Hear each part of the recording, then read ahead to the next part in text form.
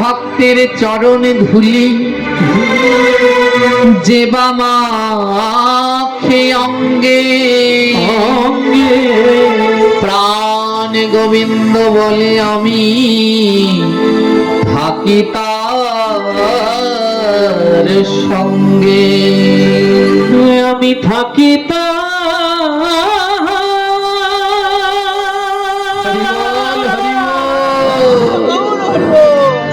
আমি থাকি ভক্তের। আমার গোবিন্দ বললেন আমি সবাইকে ছেড়ে যাব, সবাইকে ছেড়ে যাব, কিন্তু যে কৃষ্ণ ভক্তের চরণ ধুলা অঙ্গে মাখে আমি কোনোদিন তাকে ছেড়ে যাব না, কারণ তাকে যে আমি বড় ভালোবাসি, যে আমার ভক্ত ভালোবাসে আমি তাকে বড় ভালোবাসি।